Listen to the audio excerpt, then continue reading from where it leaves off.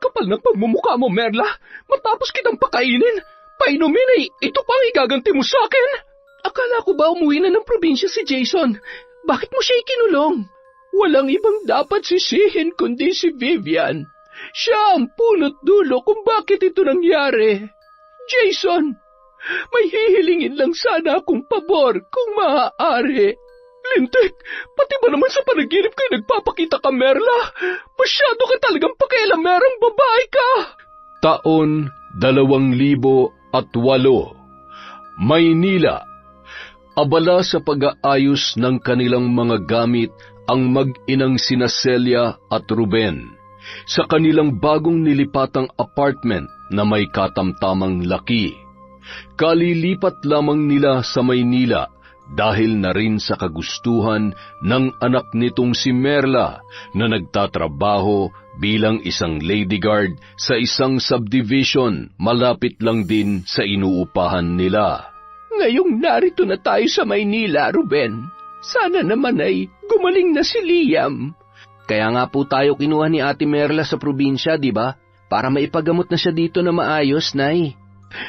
Ay, hindi naman sa sinisisi ko si Liam sa pagkakaroon niya ng sakit sa puso. Pero bakit kasi hindi nagsusustento yung kanyang ama? Malaking halaga pa naman ang kinakailangan para maoperahan ang bata. Aba, hindi man lamang inisip ng lalaking yon na sila lang naman dalawa ni Merla ang nagsalo sa sarap sa paggawa nitong apo ko. Tapos eto, at si Merla lang ang nagpapakahirap para matustusan ang mga pangangailangan nitong si Liam. Alam nyo namang irresponsable yung lalaking yun. Hinahanapan nyo pa ng sustento. Imposible na po magbigay yun. Panganay na anak ni Nanay Celia si Merla. Nang mabuntis ng nobyo ay ipinakilala naman sa kanya ang lalaki. Unang kita pa lang ni Nanay Celia sa nobyo ng anak ay hindi niya na ito nagustuhan. Dahil normal na kay Nanay Celia ang magbunganga, nakatikim ang lalaki ng kanyang mga pangaral. Hindi nagustuhan ng lalaki ang una nilang pagkikita. Anito kay Merla ay hindi niya matatagalan ang pagiging istrikta at ang pagiging mabunganga ni Nanay Celia. Sinikap naman ni Merla na ipaintindi sa nobyo ang ugali ng ina at kinumbinsi pa niya na magtiis na lang muna para sa magiging anak nila. Pasasaan ba at makakabukod din naman sila pagdating ng araw. Akala ni Merla nagkaintindihan na sila ng kanyang nobyo. Ngunit bigla na lamang itong hindi nagpakita sa kanya at tuluyan nang naglaho ng walang pasabi. Kahit sobrang nasasaktan sa ginawa ng lalaki, ipinagpatuloy ni Merla ang buhay, hanggang sa siya ay manganak na. Ngunit tila pinagsakluban siya ng langit at lupa nang malamang may sakit sa puso ang kanyang anak na si Liam. Para matustusan ang mga gamot ng kanyang anak, nagdesisyon siya na magtrabaho sa Maynila bilang gwardya ng isang subdivision. At nang makaluwag-luwag ay kinuha niya na ang kanyang kapatid at ina, pati na rin si Liam para maipagamot ng maayos. Huwag na nga nating pag-usapan ng lalaking yon. Naiinis lamang ako. Hayaan nyo, Nay. Oras na makapagtapos ako ng pag-aaral at makapasok na magandang trabaho, ako na magtataguyod sa inyo. Sinabi mo yan, ha? Huwag ka muna mag-asawa at makukurot kitang bata ka. Ay, teka, nasa na nga pala si Liam? Hi po, Lola. Nandito po ako sa taas ng hagdan. Nako, ikaw talagang bata ka. Bumaba ka na nga riyan at baka mapagod ka sa pag-akyat paba mo. Alam mo namang masama sa iyo ang napapagod, apo ko. Strong naman po ako, Lola. Hayaan nyo na po muna ako mag-play. Walang tigil sa pag-akyat at sa pagbaba ng hagdan si Liam.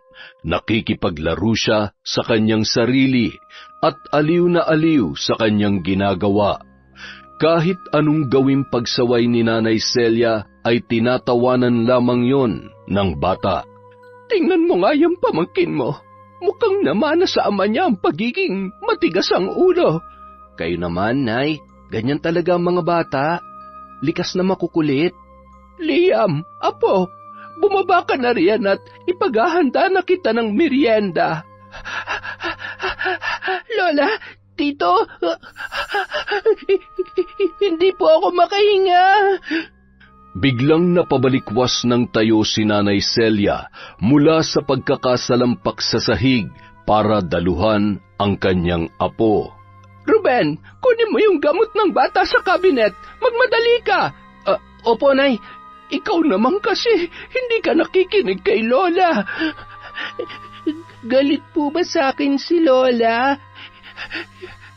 Hindi, apo. Hindi ako galit. Nag-aalala lamang si Lola. Mas tumindi pa ang pag-aalala ni Nanay Celia nang makita na namumutla na ang kanyang apo. Ruben, ano ba? Bilisan mo naman! Nagmamadali namang sumugod si Ruben sa kanila. Akay-akay ni Nanay Celia ang kanyang apo. Mabilis namang pinainom ni Ruben ang bata ng gamot nito at dahan-dahang pinaypayan para makasagap ng hangin. Biglang bumukas ang pinto at iniluwa noon si Merla. Kagagaling lang nito mula sa kanyang trabaho. Nay, ano nangyari sa anak ko? Inatake si Liam, ate. Ano? Diyos ko, anong dahilan? Bakit siya inatake?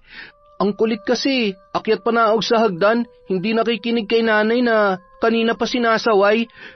Anak, nandito na si Mama. Kumusta ang pakiramdam mo, ha? Namumungay ang mga mata ng bata na nakatingin sa kanyang ina. Kahit mukhang pagod, nagpakawala pa rin yon ng pilit ng ngiti, sabay sa dahan-dahang paghawak sa mukha ni Merla. Labis naman ang pag-alala ng babae para sa kanyang anak, na malisbis ang kanyang mga luha habang hinahalikan ang kamay ni Liam. Kung kaya ko lang sanang kunin niyang nararamdaman mo, anak.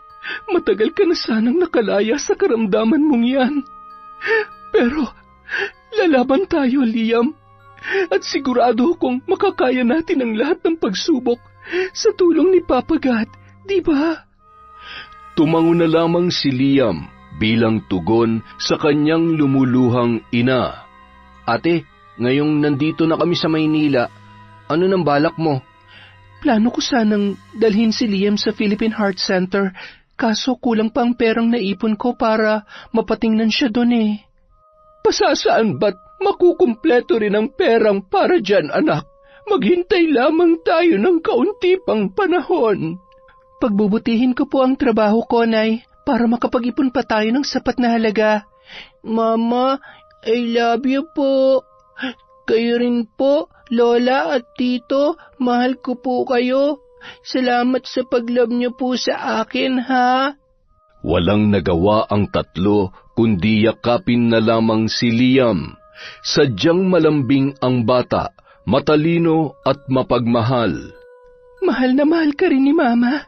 Gagawin kong lahat para mapabuting kalagayan mo, anak. Kinabukasan, habang nag-aalmusal, kinausap ni Merla ang kanyang ina. Nag-aalala po talaga ako sa kalagayan ng anak ko, Nay. Hindi ko naman alam kung kailan ako makakaipon para mapatingnan siya dun sa heart center. Kung humingi ka kaya ng tulong sa ama niya, di ba nabanggit mo sa akin dati na dito rin sa Maynila nagtatrabaho yung mokong na yon? Opo, Nay. Balita ko nga eh. Maganda raw po ang kanyang trabaho. Ano pang hinihintay mo? Tawagan mo na siya para makatulong siya sa'yo. Ayoko po, Nay. Matapos na kaming iwan ng kanyang anak. Abay, dapat lang na magbigay siya ng sustento kay Liam. Hindi porket hindi niya pinanagutan hindi na rin siya magpapakaama. Dugot laman niya ang nananalaytay sa buong pagkatao ng apo ko, Merla. Hindi, Nay. Yan ang hindi ko gagawin. Kaya ko namang itaguyod ang anak ko. Isa pa, hindi ako aasa sa pera niya. Simula nung iniwan niya kami, wala na siyang obligasyon sa amin. at hindi ako lalapit sa kanya. Ay, sige, kung yan ang gusto mo. Ang sa akin lang naman ay mas mapapagaan kung makikipag-usap ka sa kanya. Mas magiging magaan ang buhay naming mag-ina kung hindi na kami kukonekta sa kanya, Nay.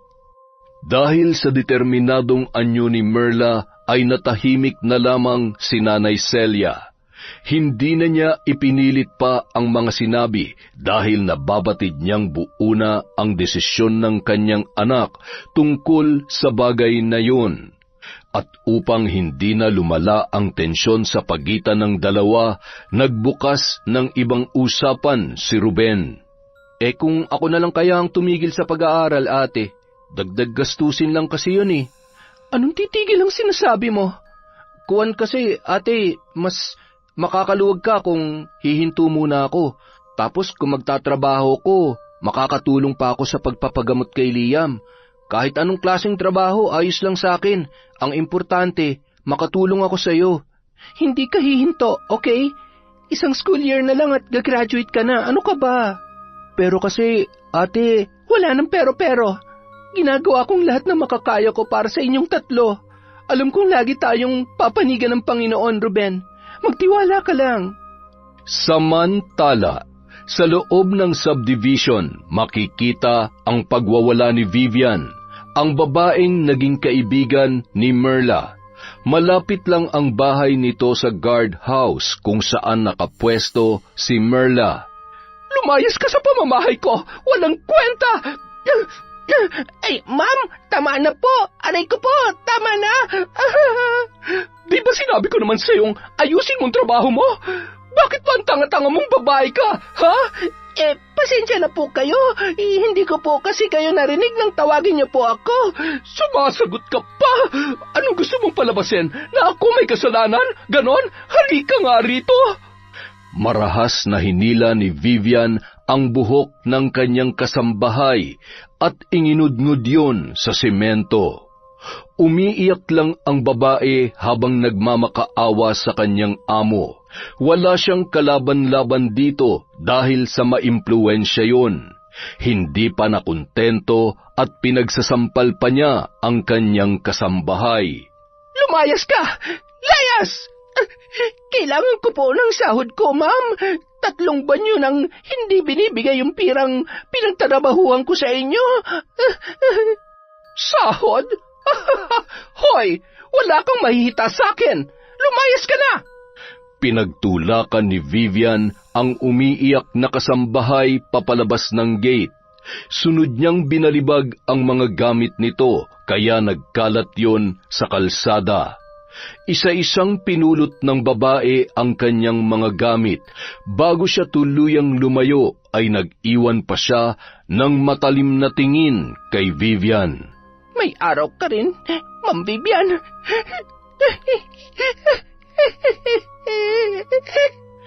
Sakto naman pagkaalis ng minaltratong kasambahay, dumating ang bagong hire na boy ni Vivian para sa bigasan nitong nasa loob lang din ng subdivision.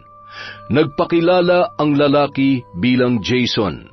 Pinatsyodahan niya ng tingin ang lalaki mula ulo hanggang paa. Napalis ang kanyang galit at napalitan ng ngiti ng masilayan ang magandang pangangatawan nito. At higit sa lahat, parang kinilig siya sa kagwapuhang taglay ng lalaki. Tuwang-tuwa si Vivian dahil sa wakas, pogi na naman ang nakuha niyang boy. Pangatlong boy niya na si Jason. Lagi siyang nagpapalit ng mga tauhan dahil hindi maintindihan ang pabago-bago niyang ugali. Galing sa probinsya ng Leyte ang lalaki. Lumuwas yun sa Maynila para maghanap ng trabaho. Malapit na kasing manganak ang asawa nito. Ay, salamat naman at dumating ka na. Natutuwa ako kasi may maaasahan na ako sa bigasan ko. Ay, siya nga pala, nag-almusal ka na ba? Opo ma'am, tapos na po. Nakayuko si Jason habang sumasagot kay Vivian nang biglang kumalam ang sikmura nito. Hindi na tuloy na itago ng lalaki ang gutom nang ibuking siya ng tiyan niya sa pamamagitan ng paglikha ng tunog. Sa palagay ko hindi ka pa kumakain. Huwag ka na mahiya, Jason. Nakakahiyaman pong aminin, Madam, pero hindi pa nga po talaga ako kumakain. Sapat lang kasi ang pera ko para sa pamasahe. Ganun ba? Sige, kumain ka muna ng almusal bago ka magsimulang magtrabaho. Hindi ka makakakilos na maayos niyan kung gutom ka. Nako, maraming salamat po, Madam. Ma'am Vivian na lang ang itawag mo sa akin. Yan din naman ang nakasanayan ko sa mga dati kong boy. Sige po, Ma'am Vivian. Matapos makapag-almusal, dinala ni Vivian si Jason sa tutuluyan nitong silid. Jason, ito ang magiging kwarto mo. Malinis na yan. Maraming salamat po, Ma'am Vivian. Sige na, ilagay mo muna mga gamit mo dyan at bubuksan na natin ang bigasan. Naging abala si Jason nung araw na yon. Kahit pagod sa trabaho, masaya naman siya na mabait ang kanyang amo. Lumipas ang 1 linggo at maayos naman ang naging takbo ng kanyang pagtatrabaho. Jason, pansin ko lang na parang wala kang masyadong dalang damit, ano? Iilang piraso lang po kasi ang dinala ko, Ma'am Vivian. Heto, ibinili kita ng mga bagong damit. Alam ko namang malinis ka sa katawan at malinis din naman ang mga damit mo. Kaya lamang ay pansin kong gabi-gabi ka naglalaba. Magiging pasmado ka niyan. Batak na batak sa pagod ang katawan mo tapos pag uwi mo ay diretso ka agad na nababasay ang mga kamay mo. Ay, naku, salamat po. Ikaltas nyo na lamang po sa sahod ko ang pambayad ko sa mga to, Ma'am Vivian. Ay, hindi na. Regalo ko na sa iyo yan. Nakikita ko kasing masipag ka naman. Maraming salamat po talaga. Naku, nakakahiya naman po. Ano bang hiya-hiya? Hindi ka na iba sa akin. Pamilya na ang turing ko sa iyo. Ano ka ba? Dahil sa sinabing yon ni Vivian, mas lalong natuwa si Jason. Pakiramdam niya ay tatagal siya sa trabaho dahil sa napakabait niyang amo. At maswerte din siya dahil si Vivian ang naging amo niya. Siya nga pala, di ba may asawa ka na? Opo. Sa katunayan nga po ay buntis siya ngayon. Kaya nga ako lumawas dito para makaipon para sa panganganak niya. Abay, kung ganun ay bawal ka na palang mahumaling sa iba, ha? Bawal na po talaga, Ma'am. Isa pa, magiging tatay na ako kaya naman hindi ako gagawa ng mga bagay na ikasisira ng pamilya ko. Tama yan. Sa akin ka na lang mag-focus, Jason. Sa akin lang. Ano po yun, Ma'am? Ha?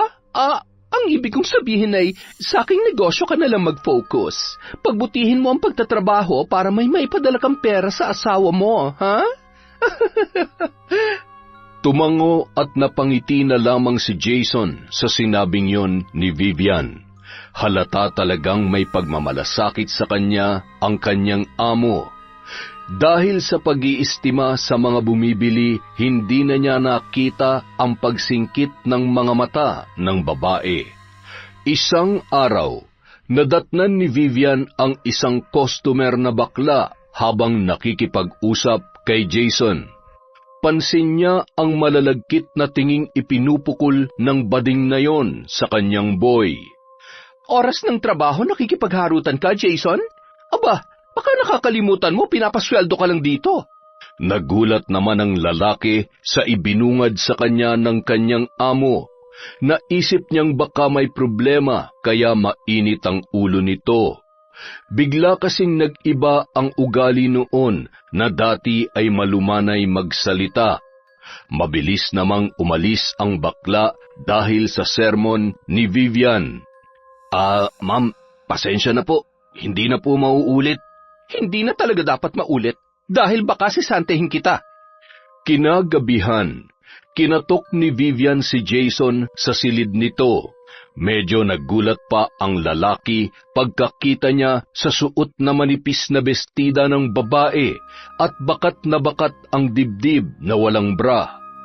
Ma'am Vivian, may kailangan po ba kayo? Gusto ko lang sanang mag-sorry. Pasensya ka na kung nasigawan kita kanina. Napahiya ka tuloy sa customer natin. Ayos lang po yun. Nagtanong lang kasi siya tapos nagkakwentuhan lang po kami saglit. Masyado talagang madaldal ang mga bakla, ano? Baka nagugutom ka. Kainin mo naman ako. Ano po yun? Ang ibig kong sabihin, kumain tayo. May niluto kasi ako. Baka gusto mo akong saluhan. Araw-araw, paiba-iba ng mood si Vivian. Naroong bigla na lamang itong magagalit sa tuwing may bumibili na magagandang babae o di kaya ay nagdadabog kapag may nakakausap na bakla si Jason. Jason, takpan mo na lang kaya ng plastic ang mukha mo para hindi ka na matitigan ng mga malalandi. Si Ma'am naman, huwag kang tumawa, hindi ako nagbibiro. Di ba sa akin lang dapat ang atensyon mo? Bakit nakikipagharutan ka pa sa iba? Pasensya na po, Ma'am Vivian, pero hindi naman po ako nakikipagharutan. Ginagawa ko naman po na maayos ang trabaho ko. Ginagawa ng maayos? Tingnan mo nga yung mga sako ng bigas. Hindi na salansan ng mabuti. Magtrabaho ka kasi hindi yung karingking ka ng karingking sa iba. Akin na nga yung cellphone mo. Bawal ang cellphone sa oras ng trabaho. Naiintindihan mo? Napakamot na lamang ng ulo si Jason. Hindi naman siya umangal pa at iniabot na lang niya ang cellphone kay Vivian. Makalipas ang ilang sandali, lumapit si Vivian sa lalaki. Kasalukuyang nag-aayos yun ng mga sako na walang laman nang biglang dumukwang si Vivian sa kanyang harapan. Dahil sa suot nitong V-neck na t-shirt na medyo maluwag, nalantad sa kanyang paningin ang umbok ng dibdib ng among babae. Jason, pakikamot naman ang likod ko. Hindi ko kasi abot eh. Sige po. Tumalikod po kayo, ma'am. Ay, oo nga pala. Sa pagkamot ni Jason sa likod ni Vivian, naramdaman niya ang paghawak nito sa kanyang braso. Hinagod-hagod yun ng babae habang nakapikit. Nang mapansin ni Jason ang ginagawa ni Vivian, ay napaatras siya. Okay na po yan, ma'am. Ilalagay ko na lang muna tong mga sako sa bodega. Kaagad na umalis ang lalaki, bitbit ang mga sako dahil sa naiilang na siya. Nainis naman si Vivian dahil sa ginawa nito. Buisit, nakakawala ka ng gana, Jason. Matapos makapagsara ng bigasan, naisip ni Jason na maglakad-lakad hanggang sa napadako siya sa guardhouse. Nakita niyang nag-uusap ang isang lady guard at ang isang babae na sa tingin niya ay katulong base sa uniforme nito. Psst, Koya, di ba ikaw yung bagong boy ni Ma'am Vivian? Ano nga palang pangalan mo? Oo. Ako si Jason. Pustahan tayo, di ka magtatagal dyan sa amo mo. Ha? Bakit naman? Wala naman kasing tumatagal dyan eh. Masamang ugali niyan. Hindi ang bait kaya ni Ma'am Vivian. Anong mabait? Halimaw yan. Alam mo ba ang ginagawa niya sa mga boy at katulong niya? Minamaltrato, sinasaktan, niyuyurakan ng pagkatao. Kaya nga, umalis yung mga naging katulong niya dyan sa bigasan Nananakit kasi ang halimaw na yan, physically at mentally, Mirla. Hindi niya naman ako sinasaktan. Baka napagsasabihan lang sila. Normal lang naman na mapagsabihan tayo ng mga amo natin kapag hindi na tama ang mga ginagawa natin. Yun bang tipong naapektuhan na yung trabaho natin? Normal ba ka mo? Tingnan mo nga tong mga piklat sa kamay at braso ko. Siya may gawa niyan. Kaya nga ako umalis dyan dahil hindi ko na kaya ang mga pananakit niya. May saltik kasi ang babae na yan. Kung ako sa'yo, Jason, habang maaga pa, umalis ka na dyan bago mo danasin ang mga dinanas namin. Ikaw ha? Magtigil ka nga sa mga paratang mo. Baka maniwala si Jason sa'yo. Bakit? Totoo naman ang mga sinabi ko Alam mo, ang mabuti pa, umuwi ka na lang. Baka hinahanap ka na ng amo mo. Huwag ka magkalat ng chismis dito. Ang bait-bait ni Ma'am Vivian tapos sinisiraan mo. Ewan ko sa'yo, Mirla. Binabalaan ko lang naman itong si Jason. Diyan na nga kayo, Huwag mo nalang pansinin ang mga pinagsasasabi nun. Galit lang yata yun kay Ma'am Vivian dahil tinanggal siya sa trabaho. Siya nga pala, Ako nga pala si Merla. Bago umuwi ay nakipagkwentuhan muna si Jason sa Lady Guard. Pagdating niya sa kanyang quarter ay kaagad siyang hinarang ni Vivian. San ka galing? Nakipagkwentuhan lang po ako dun sa may guardhouse. Kanino? Dun sa Lady Guard po, si Merla. Bakit niyo nga po pala ako hinahanap, ma'am? Ipapaalam ko lang sana na naiwala kayong cellphone mo. Hindi ko na matandaan kung saan ko nailagay o baka nalaglag ko. Lagot na. Paano ko na makukontak ang asawa ko niyan? Pahihiramin na lamang kita kapag gusto mo siyang kausapin.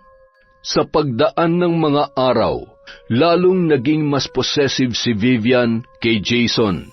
May ngumiti at bumati lamang dito, parang nagliliyab na sa galit ang babae. Kinokontrol niya ang lahat ng mga ginagawa ng lalaki, maging ang makipag-usap sa mga customer ay ipinagbabawal niya kung hindi naman tungkol sa bigas ang kanilang pinag-uusapan. Ma'am Vivian, 1 linggo ko na po kasing hindi nakakausap ang asawa ko. Pwede ba akong makitawag gamit yung cellphone nyo? Kahit saglit lang po, baka kasi nag-aalala na sa akin yun. Pasensya ka na, Jason. Nasira ang cellphone ko. Ewan ko ba kung bakit bigla na lang nawawala ang signal nito? Ipapatingin ko muna sa technician, ha? Para matawagan mo ng asawa mo. Hindi alam ng lalaki na sinadya talaga ni Vivian na itapon ang kanyang cellphone para mawala ang komunikasyon nito sa kanyang asawa at mabaling lang sa kanya ang atensyon ng lalaki. Kapag nanghihiram naman sa kanya si Jason, ay marami siyang dinadahilan para hindi na makatawag pa yon sa kanyang pamilya. Hanggang sa nakahalata na ang lalaki at hindi na lang nangungulit sa kanyang amo. Halos hindi na rin kinakausap ni Jason ang mga customer para hindi siya nito pagalitan at masigaw-sigawan sa harap ng ibang tao. Pero kapag sila lang dalawa ay nagpapakita ng paglalambing si Vivian sa kanya, at minsan pa nga napapansin niyang tila inaakit siya nito. Sa mga pagkakataong yun ay umiiwas na lamang si Jason. Ayaw niyang magkasala sa kanyang asawa. Hindi man siya tinatablan sa mga pang-aakit ng kanyang amo, ngunit kasalanan at pagtataksil pa rin kung hahayaan niya lang yon na siya ay akit-akitin. Maraming beses na rin nagpakita ng motibo sa kanya si Vivian. Minsan ay napapaisip na lamang siyang umalis, pero agad din naman siyang nagdadalawang isip dahil kailangan niya ng trabaho para sa kanyang magiging pamilya. Para makaiwas sa kanyang amo, laging tumatambay si Jason sa guardhouse para makipagkwentuhan kay Merla. Naging malapit ang loob nila at naging tunay na magkaibigan. Dahil na rin sa naiwala ni Vivian ang kanyang cellphone, ay kay Merla na lamang siya nakikitawag para makausap ang kanyang asawa. Mula sa 2 palapag ng bahay ni Vivian ay natanaw niya si Jason na may kausap sa cellphone doon sa guardhouse. Lintik, ginagalit mo talaga ako, Jason. At ikaw naman, Merla. Kailangan may gawin ako para tigilan mo na sa pagtulong si Jason na makausap ang peste niyang asawa. Nakakuyom ang mga kamay ni Vivian habang nakatanaw sa dalawa. Nanggagalaiti na parang gusto nang sumabog. Sa paglingon niya, nahagip ng kanyang paningin ang isang plastik na upuan. Marahas niyang dinampot yon at makailang ulit na inihampas sa pader. Gigil na gigil at namumula ang kanyang muka dahil sa galit. Kung hindi kita makuha sa pagbait-baitan ko, pas makakatikim ka ng kalupitan ko, Jason. Humanda ka! Nasira naman ang upuan at nagkahiwa-hiwalay ang ilang mga parte noon. Samantala, masayang ibinaba ni Jason ang hawak niyang cellphone at ibinalik yon kay Merla. Salamat, Merla, ha. Nawawala talaga yung pagod ko kapag nakakausap ko si Mrs. Hindi sa pinagdadamot ko tong cellphone ko ha, pero bakit hindi ka na lang kasi bumili ng bago para kahit anong oras makausap mo yung asawa mo? Sayang din kasi ang pere. Saka baka kumpiskahin na naman ni Ma'am Vivian. Nagtataka na nga ako sa biglaang paiba-iba ng ugali niya eh. Alam mo yung bigla siya magagalit, tapos bigla rin malambing naman. Lahat ng ginagawa ko, kailangan alam niya. Nakakasakal na nga eh. Daig niya pang asawa ko sa pinapakita niya sa akin. Baka naman may problema lang. Alam mo naman ng mga negosyante, masyadong maraming iniisip. Hindi eh. Parang ang ano eh. Para bang may sakit yata sa pag-iisip yun eh.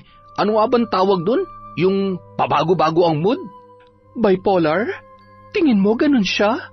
Alam mo, matagal na akong gwardiya dito sa subdivision. Mabait naman sa akin yang si Ma'am Vivian. Basta. May iba talaga sa kanya eh. May mga ginagawa siyang hindi ko nagugustuhan. Para bang may gusto siya sa akin? Yun siguro ang dahilan kung bakit ayaw niya akong ipakausap sa asawa ko. Gusto ko na ngang umalis at maghanap na lang ng ibang trabaho eh. Nakakainis na kasi siya eh.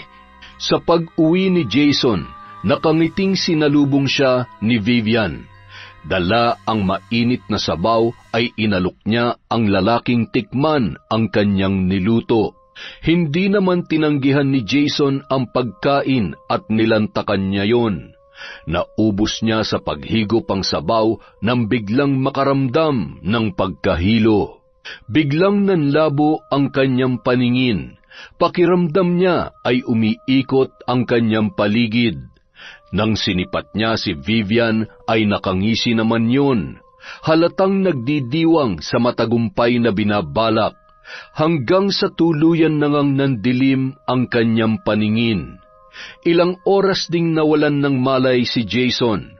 Paggising niya, nakagapos na ang kanyang mga paa at kamay sa isang madilim na silid na tanging aandap-andap na ilaw lang ng flashlight ang tumatanaw ay naaninagan niya ang kanyang among si Vivian.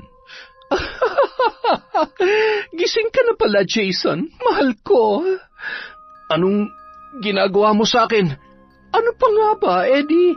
Tinali kita para hindi ka na makawala pa. Ano ba? Pakawalan mo ko dito, Ma'am Vivian. Hindi. Ilang beses mo na akong tinanggihan, Jason. Alam mo may pagtingin ako sa'yo, pero bakit ka umiiwas? Bakit? Dahil ba sa lintik mong asawa? Pwes simula ngayon, akin ka lang. Wala nang ibang makikinabang sa'yo maliban sa akin. Dahan-dahang naglandas ang mga kamay ni Vivian sa matipunong katawan ni Jason. Inihilig niya ang kanyang ulo sa balikat nito, saka bumulong. Sabihin mo, mahal mo rin ako, hindi ba? Nahihibang ka na. Oo, hibang na hibang ako sa iyo, Jason. Alam mo bang gabi-gabi mo akong hindi pinapatulog? Tapos, nilalapitan kita. Nag-iinarte ka pa. Pakawalan mo ako dito. Sabing pakawalan mo ako dito eh.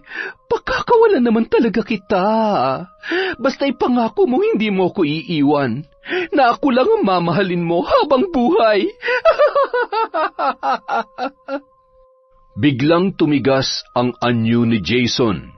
Hindi na siya nakipagtalo pa kay Vivian. Tumahimik na lamang siya habang nag-iisip ng paraan para makatakas. Lumabas naman ang babae sa kwartong yon at kinandado ang pintuan. Nanlulumo na sumalampak sa sahig ang lalaki. Nababatid niyang wala siyang malulusutan sa kwartong yon. Samantala, ugali na ni Nanay Celia na kumustahin ang trabaho ni Merla hanggang sa naikwento nito sa kanya ang tungkol kina Jason at Vivian. Paibay-ba nga daw kasi ng ugali kaya nagdududa si Jason na baka totoo ngang may sakit sa utak si Ma'am Vivian. Nahahalata daw ni Jason na may gusto rin sa kanya si Ma'am Vivian at nagiging possessive na yun sa kanya. Kung totoo ngang may depresya sa pag-iisip ang Vivian na yan, aba, dapat mag-ingat ka, anak.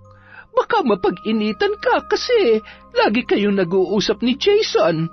Baka kung anong gawin nun sa'yo dahil sa selos. Hindi naman siguro, Nay.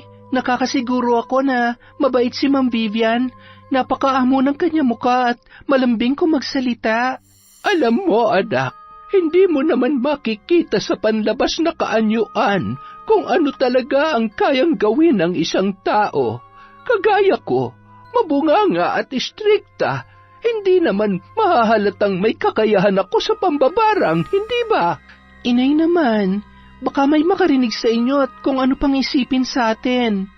Nung nalugmok ka dahil sa pangiiwan ng ama ni Liam, pinag-aralan ko kung papaano mambarang.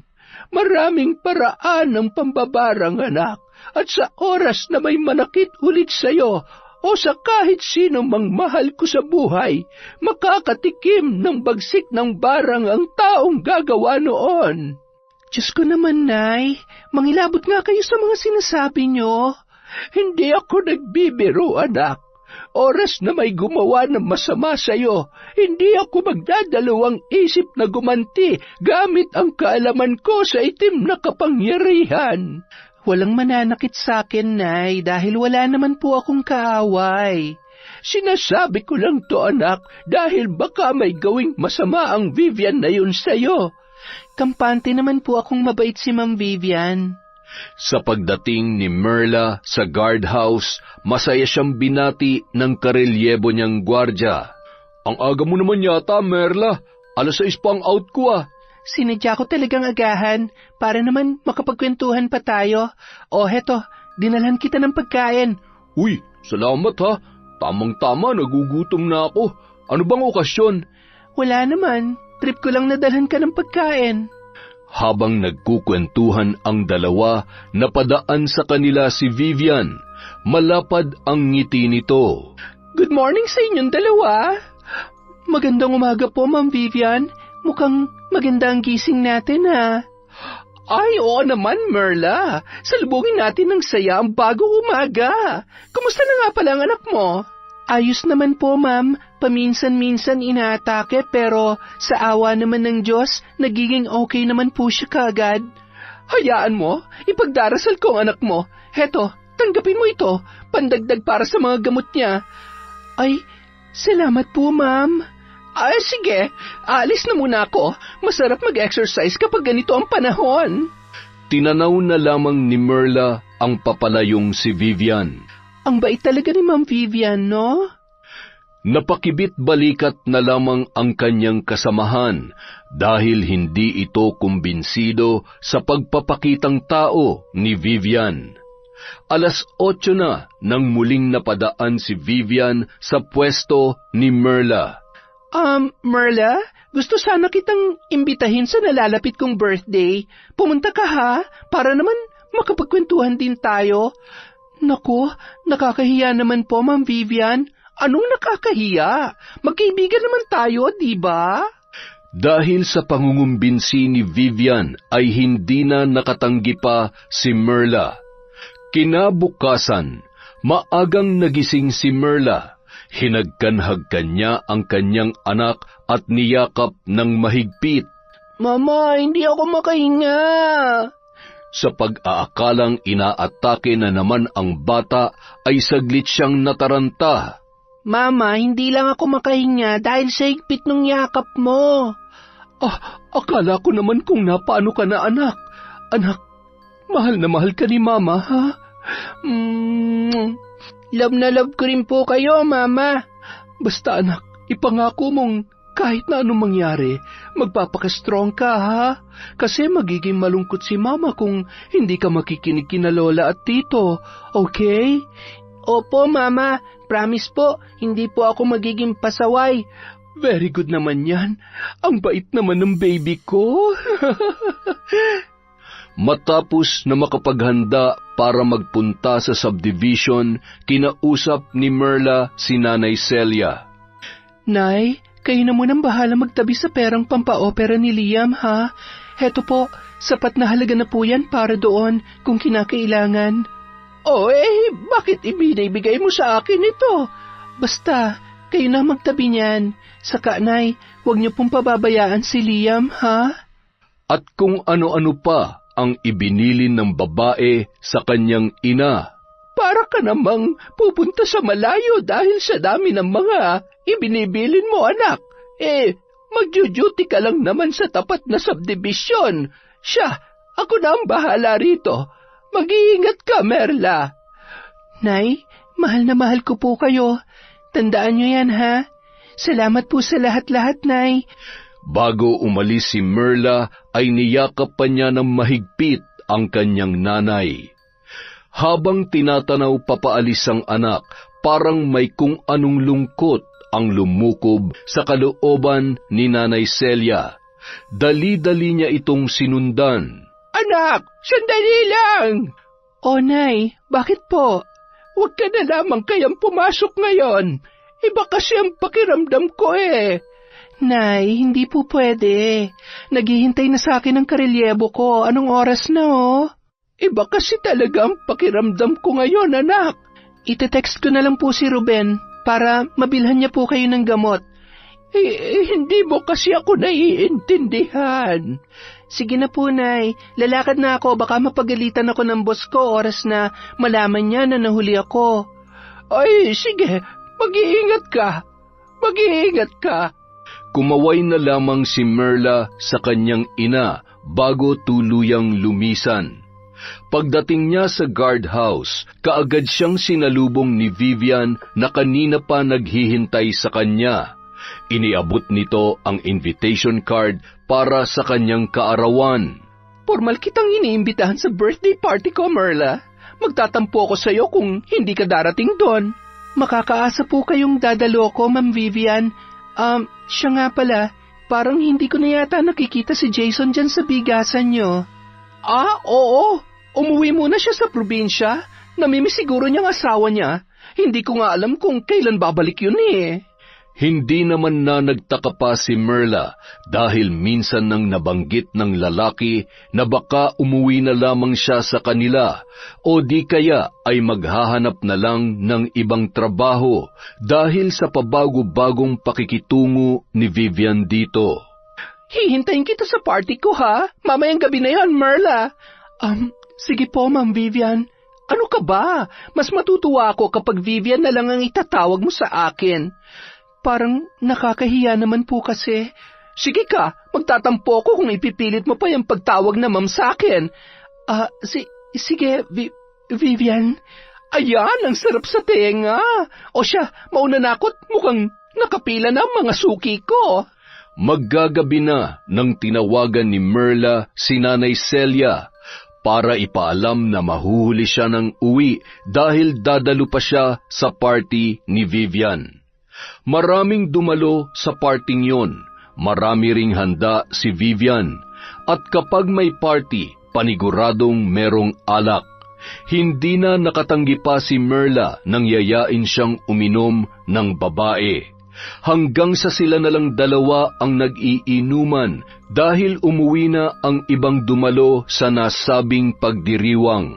Alam mo, Merla, yung mga lalaki, pare-pareho lang ang mga yan, mga walang kwenta. Matapos nilang makuha ang lahat sa atin, parang baliwala na tayo sa kanila. Tama ka dyan, Vivian. Hindi naman natin sila kailangan para mabuhay Kaya nating mabuhay nang wala sila. Hindi ba? Tama ka, pero iba ko Bago ako sumuko, dapat nagawa ko ng lahat para ipaglaban ko ang pag-ibig ko. Isang cheers naman dyan para sa ating mga nasaktan at tiloko pero lumalaban. Cheers! Marami pa silang napagkwentuhan hanggang sa unti-unti na silang nakatulog dahil sa kalasingan. Malalim na ang gabi nang magising si Merla. Nakaramdam siya ng pagkaihi. Pasuray-suray siyang nagtungo sa banyo. Pagkalabas niya roon, biglang nahagip ng kanyang pandinig ang mga kaluskos na nagmumula sa kung saan. Napatigil siya sa paghakbang nang makarinig siya ng parang boses ng lalaki. Humihingi yun ng tulong. Sinundan ni Merla ang pinanggagalingan ng tinig hanggang sa napunta siya sa labas ng silid, kung saan nakakulong si Jason. Samantala, Malakas na inuumpog ni Jason ang nakagapos na mga kamay sa pinto. Nang hihina na rin siya dahil sa gutom. Ma'am Vivian, pakawalan mo ako rito. Buksan mo ang pinto. Saklolo, tulungan niyo ako. Paulit-ulit na nagsisisigaw ang lalaki. Nang maaninag ni Merla ang tila kumakalampag sa kabilang banda ng pinto, idinikit niya ng mariin ang kanyang tenga doon, at nakilala niya ang boses ni Jason na humihingi ng tulong. Biglang binayo ng kaba ang dibdib ni Merla. Bumalik siya sa sala kung saan nakatulog sila ni Vivian. Hindi niya alam kung ano ang gagawin at natatakot siya sa kung ano ang susunod na mangyayari. Sa biglang paggalaw ni Vivian ay napaiktad si Merla, ngunit nakita niyang nalaglag ang isang susi mula sa bulsa nito. Kahit kinakabahan, dahan-dahan niya yung kinuha. Saglit pa siyang napatigil sa paghinga nang biglang napaubo si Vivian. Nang masigurong tulog na tulog pa yon, halos patakbo siyang nagtungo sa labas ng silid na kinaroroonan ni Jason. Nanginginig ang kanyang mga kamay habang sinusuksok ang susi sa seradura. Kahit hindi sigurado kung yun ba ang tamang susi para doon, ay naglakas loob siyang subukan kung magbubukas yun o hindi. At sa pag-click ng susi, mabilis niyang itinulak ang pinto para buksan. At bumungad sa kanya ang puyat at pagod na kaanyuan ni Jason. Jason, Diyos ko, anong ginawa ni Vivian sa'yo? Ikinulong niya ako rito at hindi niya ako pinapakain. Gusto niyang siya lang ang maging mundo ko. Pakiusap, tulungan mo ako makalabas dito, Merla. Parang nawalan na ako ng sapat na lakas dahil sa gutom. Huwag ka mag-alala, makakauwi ka sa pamilya mo, Jason. Kailangan natin mag-ingat. May baril si Vivian. Kinalagan ni Merla ang mga kamay at paa ni Jason. Mabilis nilang tinalunton ang daan palabas sa bahay ni Vivian. Bago sila makalabas, kailangan muna nilang dumaan sa natutulog na babae dahil yun lang ang tanging daan para lubusan na silang makatakas. Ngunit sa hindi inaasahang pagkakataon, pagkilos ni Merla ay nasagi niya ang isang florera. Nalaglag yon sa sahig na naglikha ng malakas na ingay. Kinabahan silang dalawa dahil sa paggalaw ni Vivian. Ngunit saglit lamang yon dahil bumalik na yon sa pagtulog. Pinauna ni Merla si Jason hanggang sa dumako na sila sa pangunahing pintuan.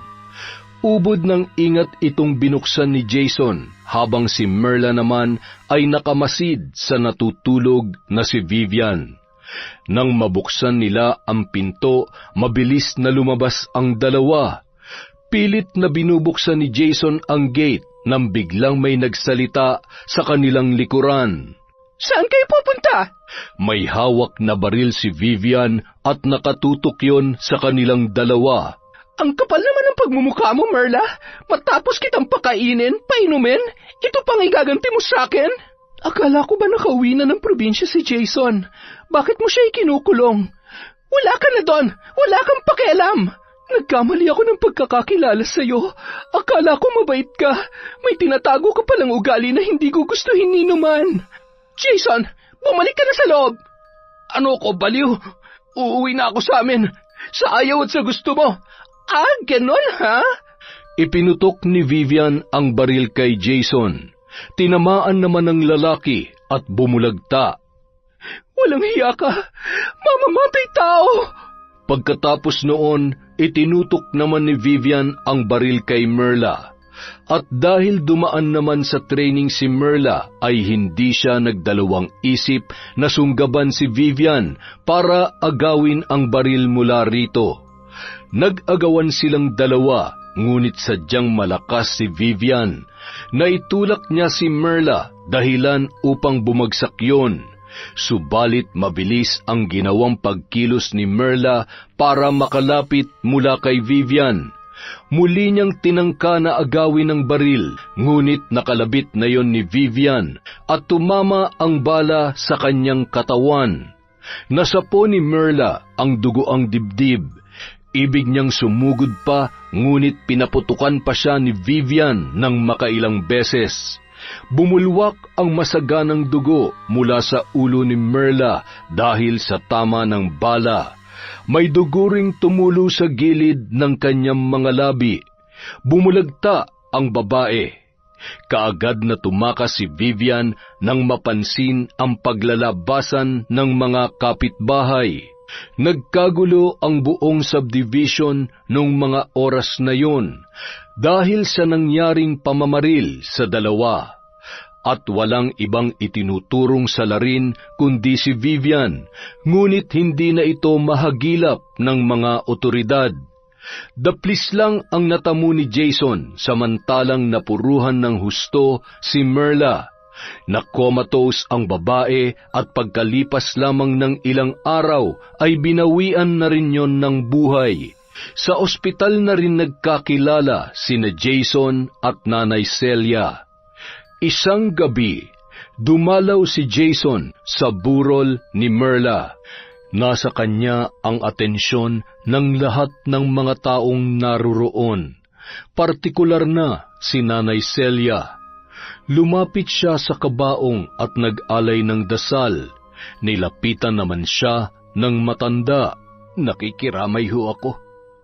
Bilang isang ina, walang katumbas ang lalim na sakit ng mawala ng isang anak. Walang paglagyan ang aking paghihinagpis. Humihingi po ako ng tawad sa inyo, Nanay Celia, nang dahil sa akin, namatay po si Merla. Ikinuwento ni Jason ang lahat ng nangyari nung gabing yun, kung paano siya nakulong sa silid na yun at kung paano siya tinulungan ni Merla. Sa totoo lang, nang malaman kong nabaril ang anak ko dahil sa pagliligtas niya sa iyo, nakaramdam ako ng galit. Sinisi kita dahil sa pagkawala niya.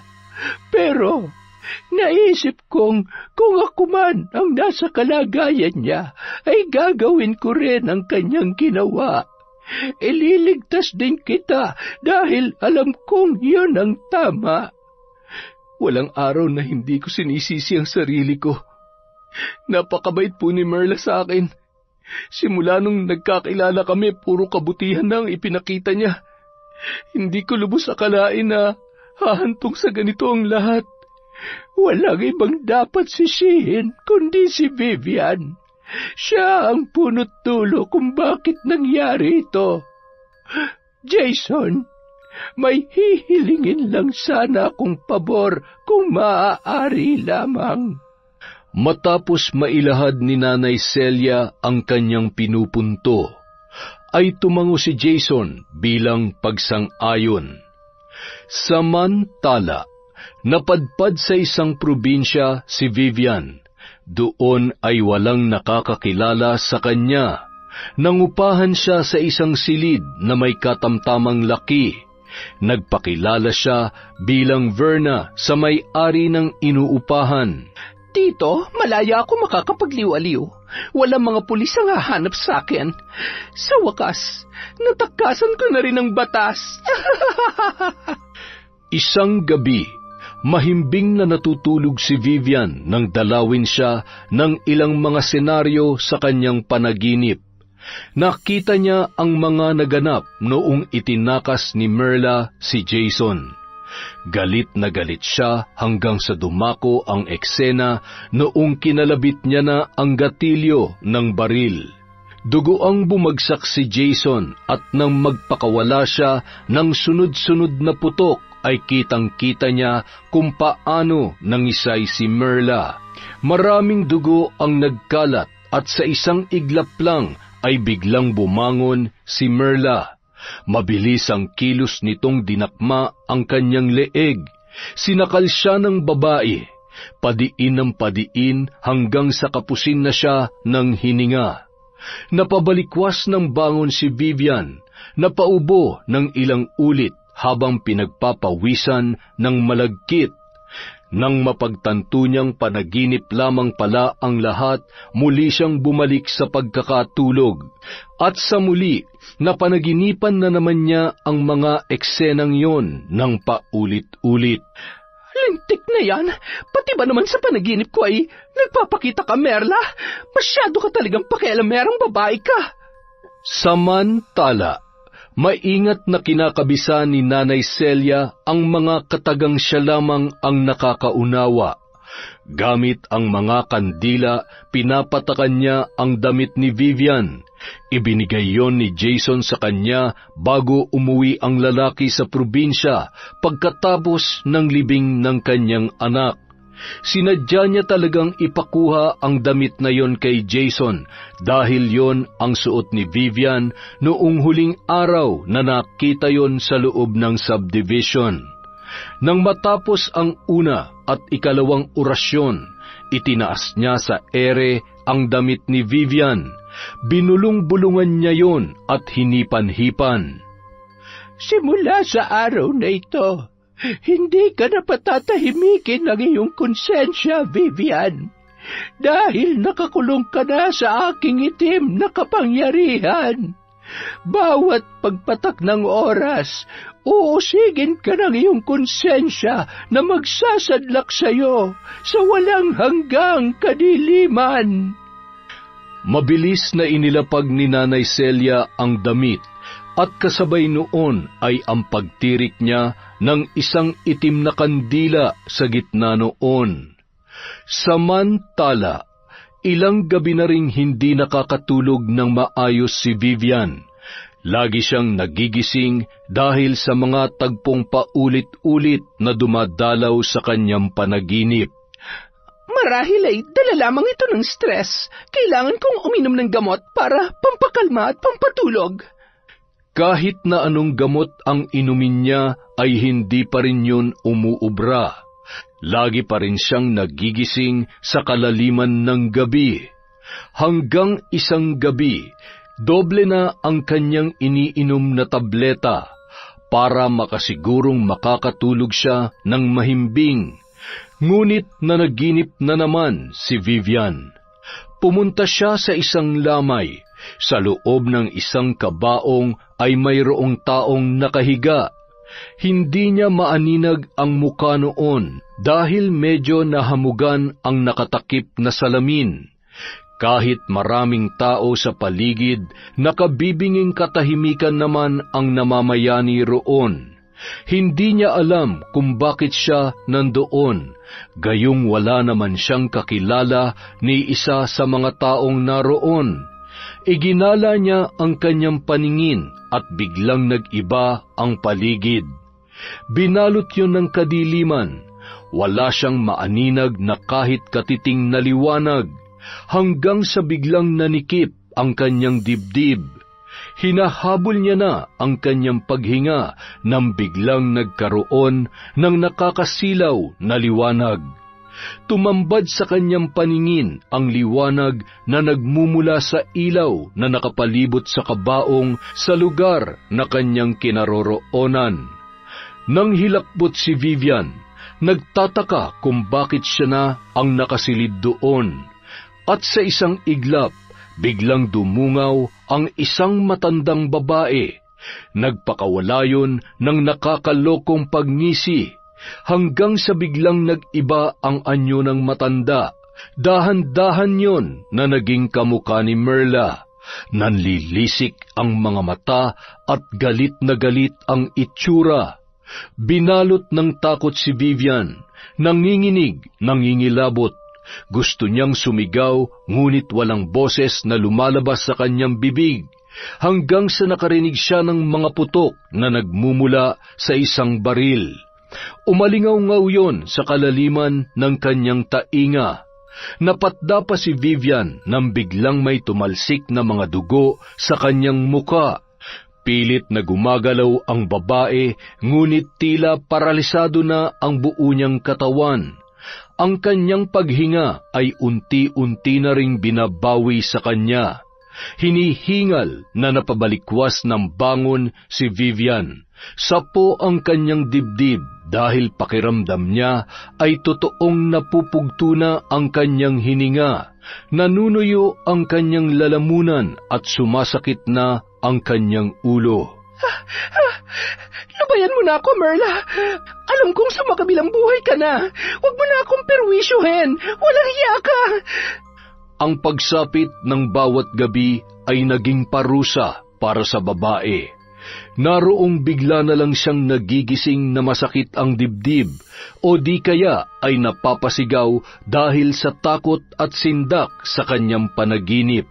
Napansin ng ibang nangungupahan ang nangyayari kay Vivian.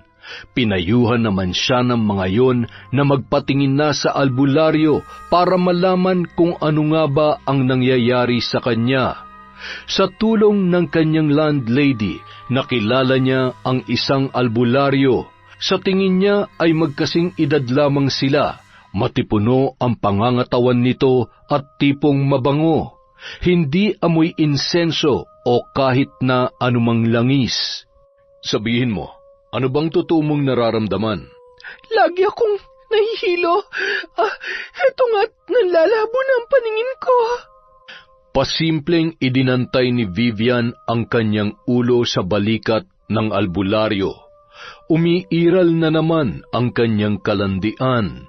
Kasalukuyang magkatabi silang nakaupo sa isang mahabang bangko. Teka lang at ikukuha kita ng halamang gamot. Mabisang lunas yon para sa mga nahihilo. Hindi na. Mukhang maayos naman ang pakiramdam ko. Yun nga, lagi kong dinadalaw ng mga masasamang panaginip. Gabi-gabi yun at halos hindi na ako pinapatulog. Tinitigang mabuti ng albularyo si Vivian kung paano ito magsalita at kumilos. Nilandas ng kanyang paningin ang kabuuan ng babae. At nang mapadako ang kanyang mapanuring tingin sa magkabilang mata ni Vivian, ay nagkaroon agad siya ng konklusyon. Maaari ko bang matingnan ang iyong mga hinliliit sa magkabilang kamay? Aba, siyempre naman. Mabilis na ipinakita ni Vivian sa albularyo ang nais nitong tingnan. Barang, nakikita ko na binabarang ka. Ano? Anong barang? Ang barang ay isang sumpa na nagmumula sa kaliwang lihim na kapangyarihan. Pasensya ka na, pero hindi ko talaga maintindihan. Ginagawan ka na masama ng isang taong galit sa iyo sa pamamagitan ng pambabarang. Ito'y katulad lang din ng kulam, ngunit ang mambabarang ay gumagamit ng mga insekto o di kaya ilang mga piling kagamitan upang ipasok sa katawan ng biktima. Yun ang magsisilbing tutupok at papatay sa iyo. Kung ganon, may kung ano-ano ng mga insektong nasa loob ng katawan ko. Sa pagkakaalam ko ay wala pa. Nagsisimula pa lang ang mambabarang na pasakitan ka. Aba, hindi pwede yan. Kailangan may gawin kang lunas para sa sumpa ng mambabarang. Ayoko pa mamatay, ha? Ang kaya ko lang ibahagi sa iyo ay ang mga proteksyon upang hindi ka tablan sa kahit anumang uri ng barang. Gagawin kong lahat para sa mga yan. Teka, sino ba naglakas loob na barangin ako? Sinabi ng albularyo ang tungkol sa isang matandang babae na konektado sa kanyang mga napapanaginipan. Isang ina ang naghihiganti para sa anak nitong gwardya na binaril na lamang ng basta-basta. Pagkarinig noon, napatiimbagang si Vivian. Perwisyo ka talaga sa buhay ko, Merla. Magkano naman ang alok mo para sa mga sinasabi mong proteksyon? Mahirap gawin ang mga proteksyon kaya paniguradong mahal ang singil ko. Kung perang pag-uusapan, baliwala sa akin yan. Pero kung papatulan mong iaalok ko, siguradong magkakasundo tayo. Tuso at swapang si Vivian, kaya malabong magpakawala siya ng malaking halaga. Ginamit niya ang kanyang utak para maisahan ang albularyo. Hinagod niya ang likod nito at pasimpleng idinikit doon ang malulusog niyang dibdib. Nakaupo ang albularyo habang siya naman ay nakatayo sa likuran. Inilapit niya ang bibig niya rito at binulungan. Tila lumiwanag naman ang muka ng lalaki at sumilay ang ngiti sa kanyang mga labi. Tumingala yun sa kanya at kasabay noon ang paghahawak kamay nilang dalawa. Pumasok sa pribadong silid ang albularyo. Makalipas ang ilang oras, lumabas na si Vivian at masayang umuwi sa kanyang inuupahan. Tinanong siya ng kanyang landlady kung naging maayos ba ang pakikipag-usap niya sa albularyo. Binahagi niya naman dito kung ano ang inilahad noon sa kanya at tungkol sa proteksyon nitong libreng ipagkakaloob. Samantala, sa kabilang banda, malungkot na nakaupo sa hagdanan si Liam. Liam, ayos lang bang baby namin na yan? Tito, kailan po ba uuwi si Mama? Bakit ang tagal niyang bumalik? Akala ko ba natutulog lang siya dun sa sementeryo? Bakit hindi pa siya umuuwi? Ganito kasi yon, Liam. Hindi mo pa masyadong naiintindihan ng lahat dahil bata ka pa. Pero alam kong naririnig ka ng mama mo ngayon. Ayaw niyang nalulungkot ka, di ba? Miss na miss ko na si Mama, Tito. Gusto ko na siyang makita at yakapin. Nandito naman si Tito at si Lola, di ba? Hindi ka namin pababayaan. Mama! Parang nadudurog ang puso ni Ruben habang yakap-yakap ang kanyang pamangkin. Walang kamalay-malay ang bata na hindi na babalik kailanman ang kanyang ina. Samantala, makalipas ang ilang araw ay bumalik si Vivian sa albularyo. Oh, ano? Handa na bang mga proteksyon ko? Oo naman, malakas ka sa akin eh. Very good. Pero may gusto pa akong gawin sa mambabarang para mapabagsak ko siya. Kailangan mo siyang pahinain nang sa ganon, madali ko siyang mapapatay. Kaya ko naman yung pinapagawa mo sa akin, pero panibagong bayad na naman yan. Oo naman. Halika na sa kwarto mo para makuha mo nang ibabayad ko sa'yo. Matapos ang mainit na tagpo sa pagitan ni Vivian at ng albularyo, binigyan siya nito ng isang kwintas na ang palawit ay baon ng nyog na hugis tatsulok. At para pahinain ang mambabarang ay binigyan naman siya nito ng isang maliit na boteng may lamang tubig. Babad daw yon sa mga orasyon, kaya talagang manghihina ang mambabarang kapag isinaboy ang tubig dito. Napahalakhak naman si Vivian dahil sa nararamdaman niya na ang kanyang tagumpay nang mapasakamay niya ang kanyang mga kailangan. Samantala, namumugto na ang mga mata ni Liam. Magdamag kasi siyang umiiyak at hinahanap si Merla. Lola, nasan na po ba si Mama? Nasa heaven na siya, Apo. Kailangan mong maintindihan na hindi na siya babalik. Huwag ka mag-alala. Nandito naman kami ni Tito Ruben mo. Heaven? Di ba si Papa Jesus nasa heaven din nakatira, Lola? Oo, magkasama na sila ni Mama Merla mo. Lagi ka nilang binabantayan. Sigurado ako doon. Lola, hindi ako makahinga. Saglit lang ha. Ikukuha muna kita ng tubig. Nagmamadali si Nanay Celia patungo sa kusina. Ngunit dumoble ang kanyang pagkataranta nang biglang sumigaw si Ruben. Nay! Nay, dalian nyo! Si Liam po! Napatakbo si Nanay Celia pabalik sa kinaroroonan ng kanyang apo. Nagulat siya nang makitang nangingisay si Liam at namumutla na rin ang buong muka. Tumawag ka ng ambulansya, Ruben! Dalian mo!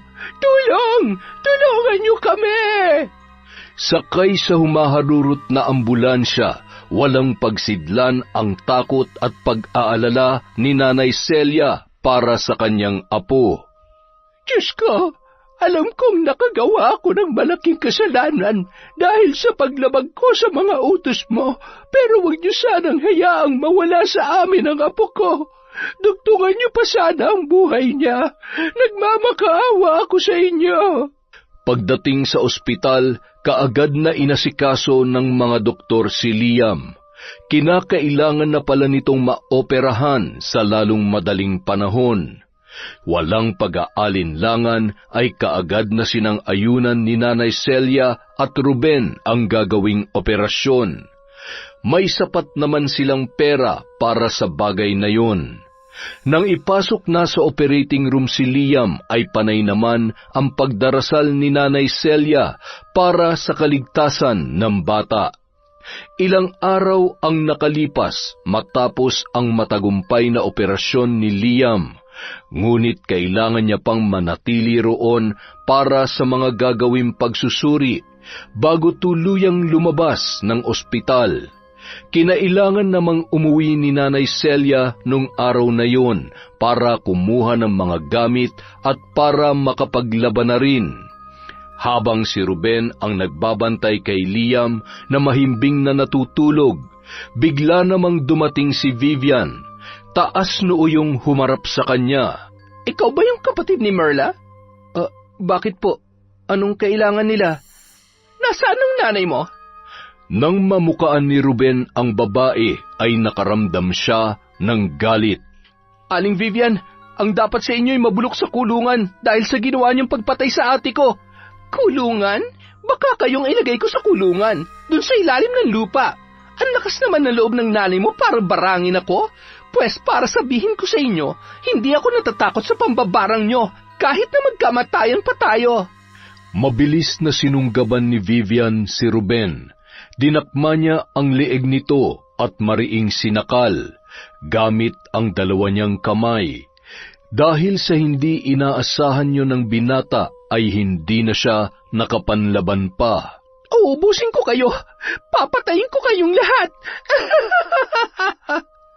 Kahit lalaki si Ruben, ay hirap siyang labanan si Vivian. Masyado itong malakas at pursigidong gawan siya ng masama. Ramdam niya ang mahigpit nitong pagkakasakal. Nauubo na siya sa ginagawa nito, ngunit hindi siya makawala. Pakiramdam niya ay sasabog na ang kanyang kaugatan sa ulo dahil sa tindi ng pagkakasakal nito sa kanya.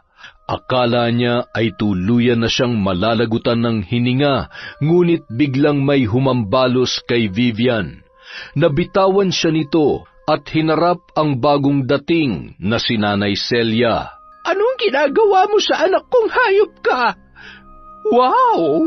Ang galing! Dumating na pala ang mambabarang na ina ni Merla. Ikaw, ano ka?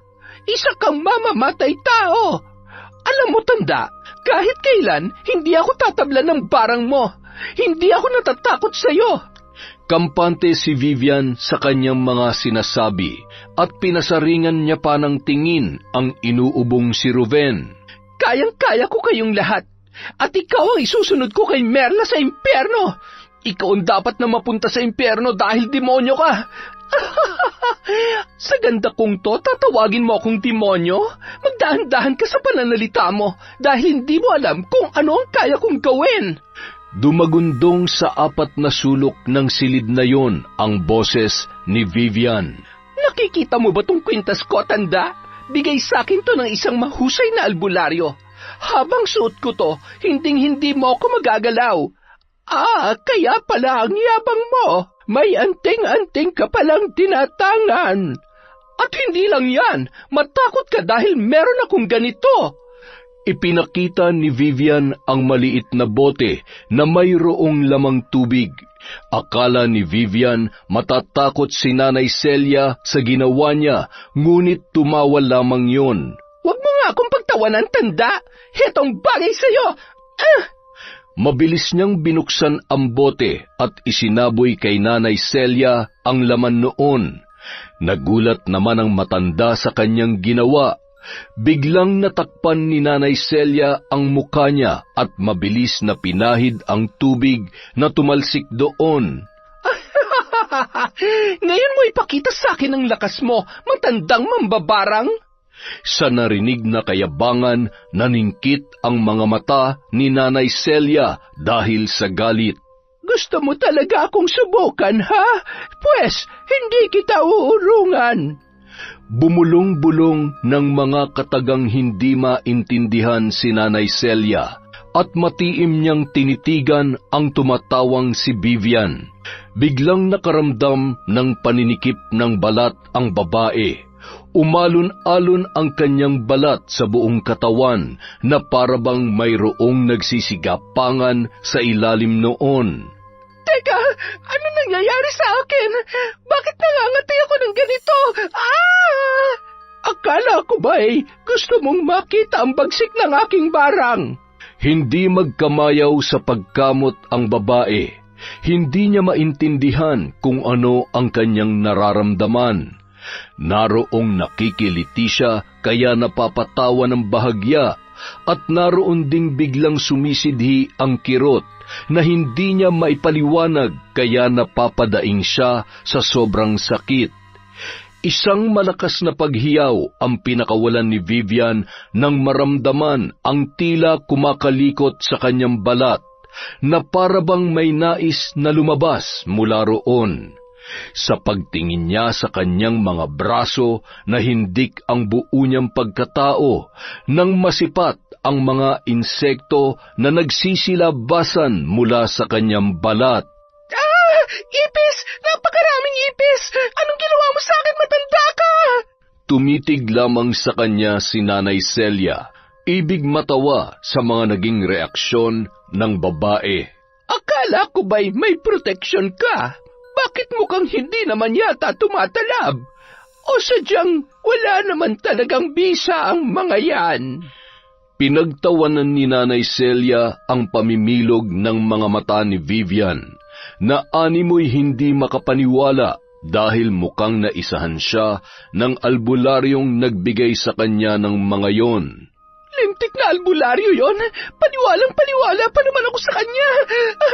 Alisin mo mga ipis na to! Alisin mo! Ang mga ipis na sinasabi ni Vivian ay hindi naman nakikita ni Ruben. Pakiwari niya ay nababaliw na ang babae dahil sa kung ano-ano na lang ang mga pinagsasasabi nito na wala namang katotohanan.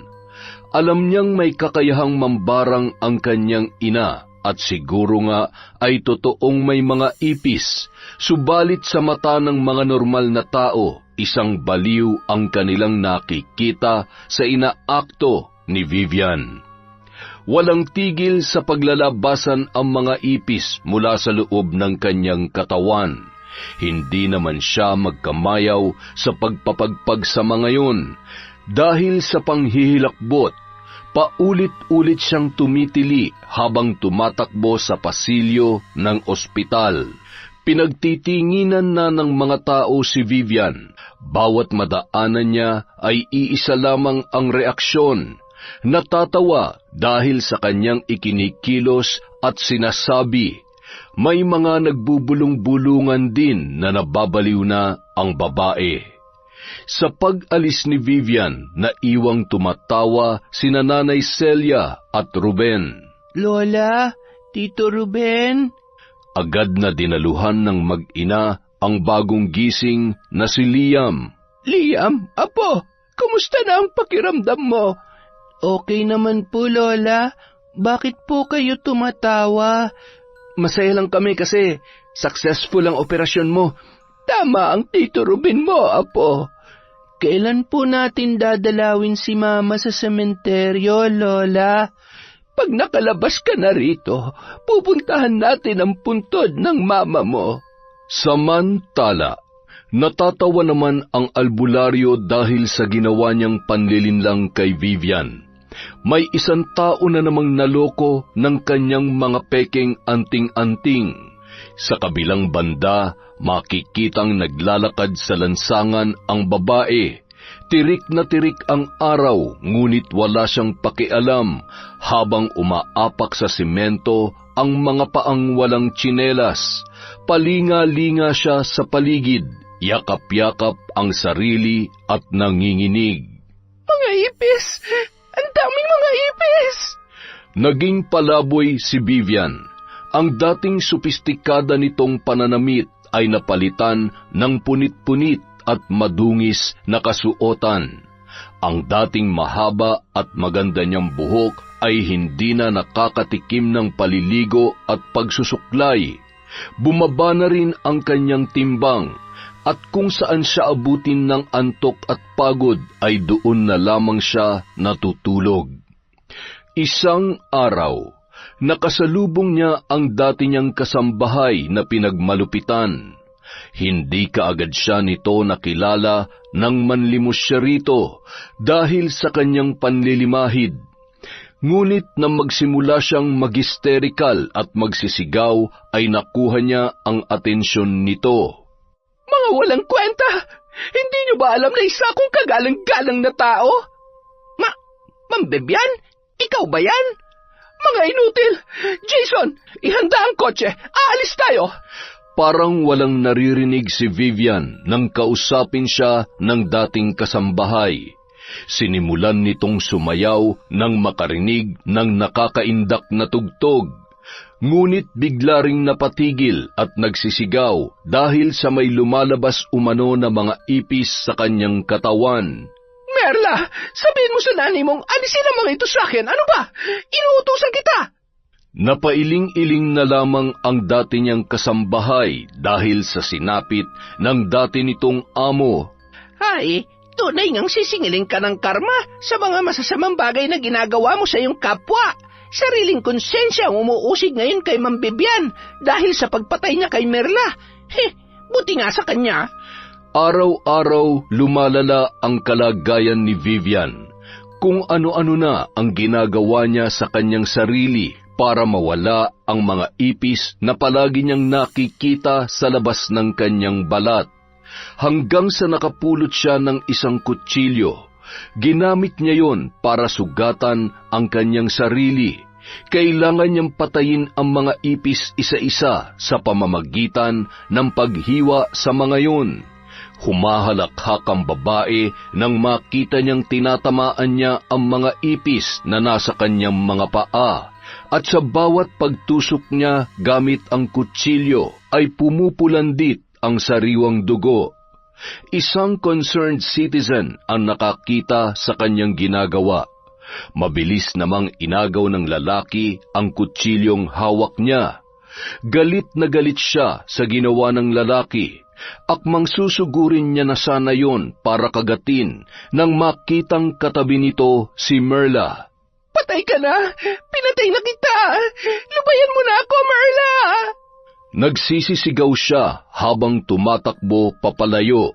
Hinihingal ngunit ayaw niyang abutan siya ni Merla na nakasunod sa kanya. Mabilis ang ginawa niyang pagtakbo hanggang sa nakakita siya ng isang bagong gawang gusali. Mataas ang gusaling yon na mayroong 5 palapag. Hindi pa natatapos ang kabuuan noon. Naisipan niyong akyatin ni Vivian hanggang sa makarating siya sa pinakatuktok na bahagi. Mahangin sa kanyang kinaroroonan, doon ay nakaramdam siya ng kapayapaan at napangiti. Alam kong hindi mo na ako masusundan dito, Merla. Dahan-dahan siyang sumuksok sa pinakasulok ng palapag na yon at nakatulog. Sa kanyang panaginip ay nakita niya na naman si Merla. Nakasuot yon ng puting bestida at nakatunghay sa kanya. Walang emosyon ang makikita sa mukha ng babae. Matinding galit ang naramdaman ni Vivian dahil doon. Gusto niya itong patayin ng paulit-ulit. Biglang mayroong lumitaw na baril sa harapan ni Vivian. Pilit niya yung inaabot, ngunit tila lumalayo mula sa kanya. Gigil na gigil ang babae na barilin si Merla, kaya tumayo siya mula sa sulok upang kunin ang nasabing baril. Ang hindi alam ni Vivian, ang tagpong kinukuha niya ang baril ay hindi na lamang basta panaginip, kundi totoong gumagalaw na siya. Wala namang baril sa realidad dahil likha lamang yon ng kanyang isipan. Mabilis siyang nagtungo sa gilid ng gusali at sa isang iglap lang ay biglang nawala ang sandatang kanyang kukunin.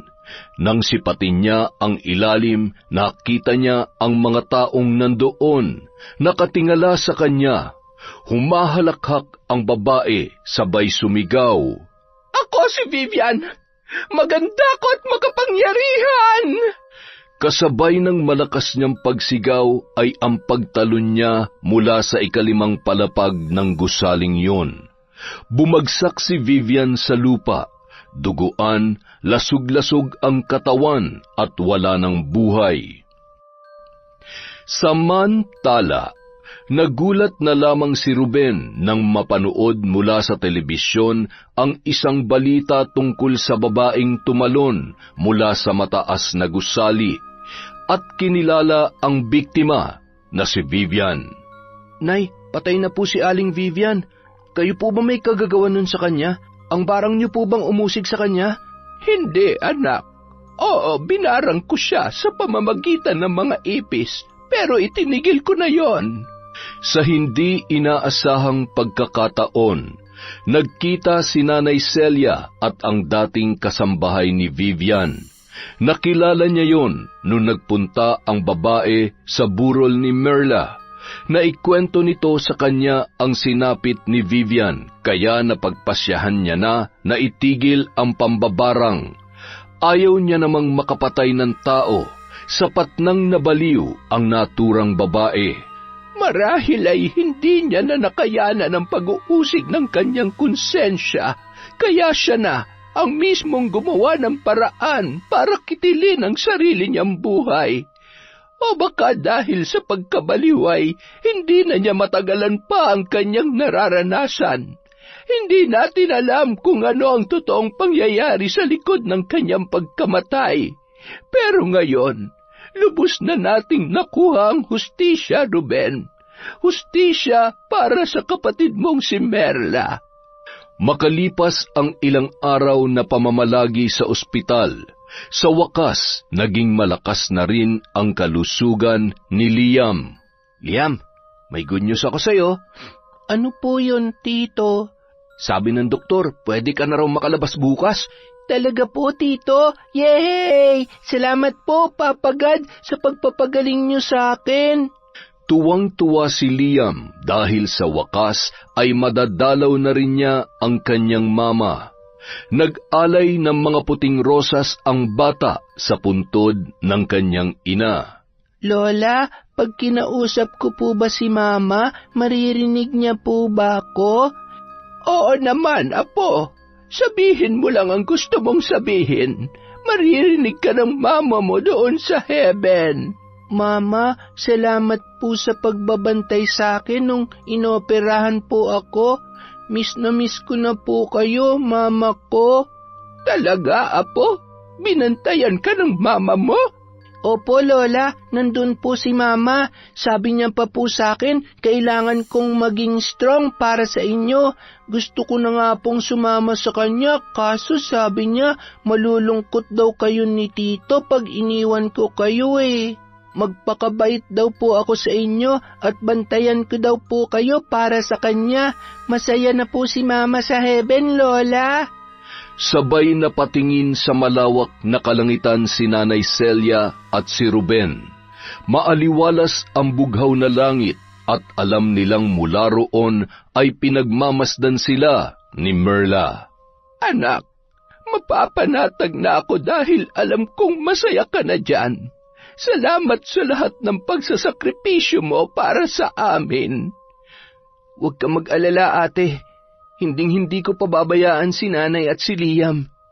Matapos ang proseso ng gamutan ni Liam, nagpasya silang umuwi na lamang sa kanilang probinsya.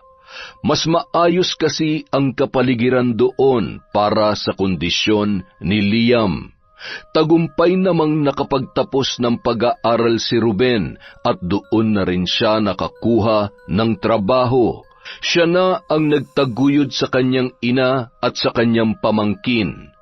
Balang araw, Ikukwento niya sa pamangkin ang mga pangyayari sa likod ng pagkamatay ng kanyang mama at kung paano nila nakuha ang hustisya dahil sa ginawang paghihiganti ni Nanay Celia para kay Merla, ang binaril na gwardya.